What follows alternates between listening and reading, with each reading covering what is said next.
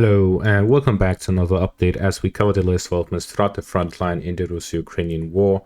We start out in the Serebrenki forest area here to the southwest of Kremmina, where we see this geolocated image here which shows Russian operations here in the Serebrenki forest area, which has gone deeper than what we have recorded on our front line. So we need more clarification on what exactly happened here. I haven't been able to find the video, but until then, we are seeing that the Russian forces are actually fighting here in the Serebrenki forest areas and have made significant advances if this video geolocation is accurate. We then move on to the Bakhmut direction, where the Russian forces have managed to advance on the northern flanks. We have three separate advances here in the northern flank and to the west of the city. First off, we have the Russian forces advancing through the railways and spreading out to the northern direction in the direction of Avdiivka. As for the southern parts, they'll likely continue to advance until they reach the outskirts of the forest area here, then move southwards in the direction of the road, where we also see that they've managed to advance in the northern parts and eastern parts of the road, where they are now storming the Ukrainian trenches. With this geolocated footage here, we confirm the advances which were reported by Syriac maps. We see that the Russian forces have managed to advance slightly bit further here in the direction of Avdiivka from the central parts. As I mentioned in my previous update, the Russian forces are looking to attack both Avdiivka and the road here to the west of Homova at the same time from this railway position, allowing them to cut off the Ukrainian supplies and flank the Ukrainian positions in Avdiivka to try and get a foothold in the north of the village. Since we're having so many geolocation videos and pictures, let's continue as we see continuous advances by the Russian forces all throughout the Bakhmut direction, as is reported by Deep State Map as well. We see here multiple geolocations of the Russian forces storming Ukrainian positions, sometimes getting hit by artillery, sometimes clearing Ukrainian trenches. However, we see a general advance of Russian forces all throughout the front line here in the Bakhmut section.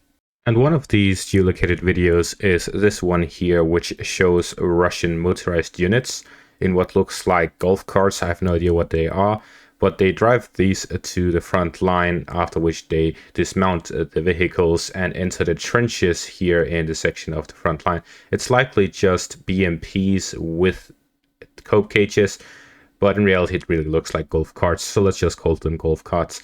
So we see the Russian forces driving up to the trench, dismounting just before the BMP returns as they start getting positions to enter the trenches. It seems that the Ukrainian forces under heavy pressure started to withdraw from these trenches and defensive positions, and at the same time the Russian forces taking advantage of that to storm these positions, allowing them to advance quickly.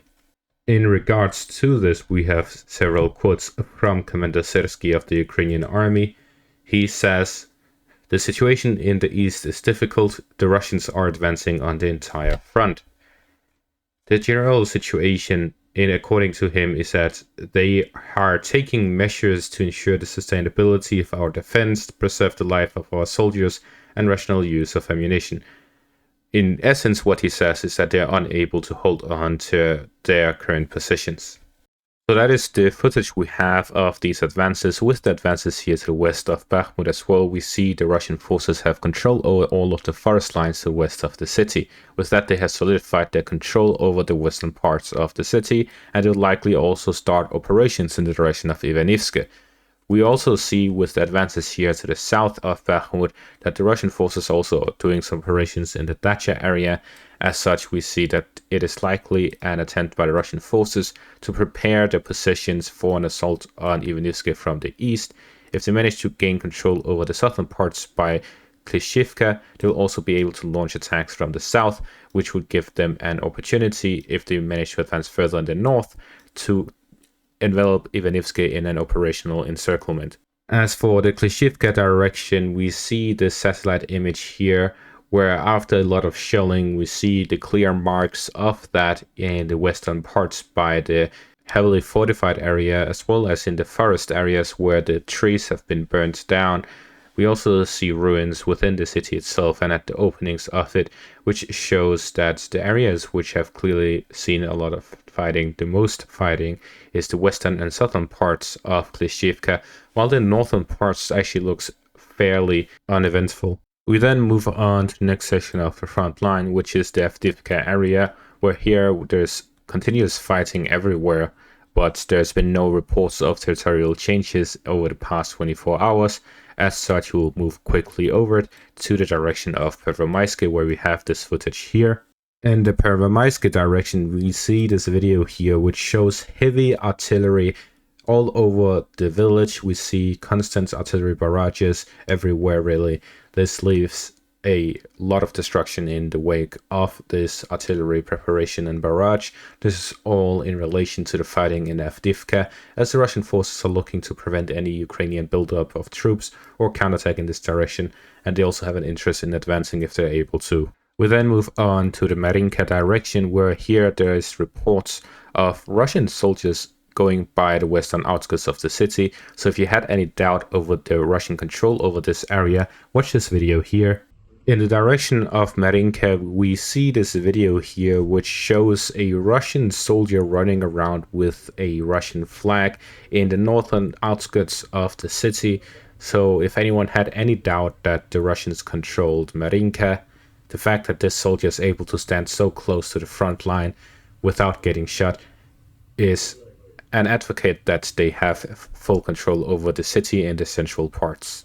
We then move on to the Novomykhailivka direction. So after a lot of advances by the Russian forces from the villages of Slutke and Stepne here to the south, after continuously advancing in this direction, gaining control over the forest lines, the Russian forces have now launched assaults where they've managed to enter the outskirts of the city. It is reported so far that the assault failed, but what is important is that we get this geolocated footage here, which shows the results of a Russian assault on Novomykhailivka.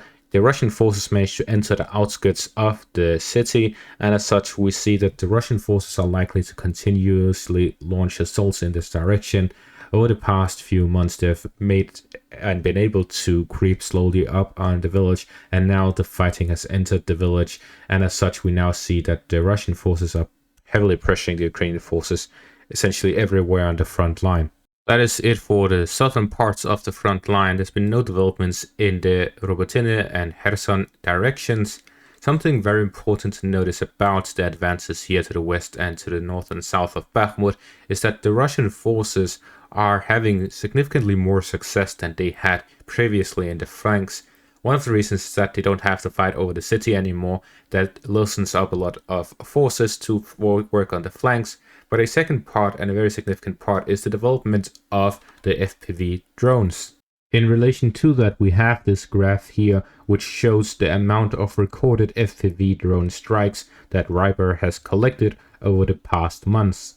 In the month of May, we had 67, June 96, July 129, 261 in August, 553 in September, down to 474 in October, 657 in November, and so far in December, by the upload date of the graph, was 247, so it is expected to pass the month of November. So we see a very significant increase of FPV strikes compared to April, March, February, and January, all combined being about 20 strikes.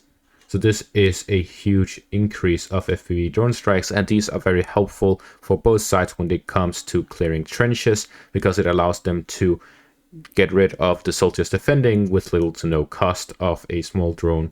To combat this, the Russian forces are attempting a new system for the trenches where they add these nets all over the trenches to try and avoid any FPV drones from dropping down on the Russian soldiers in those trenches.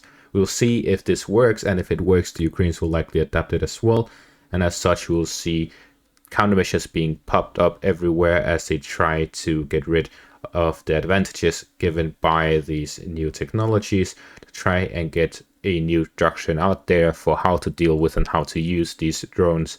And we're seeing a large significant increase in the use of them and the production of them. But that will be all for this update. Thank you all for watching and have a great day.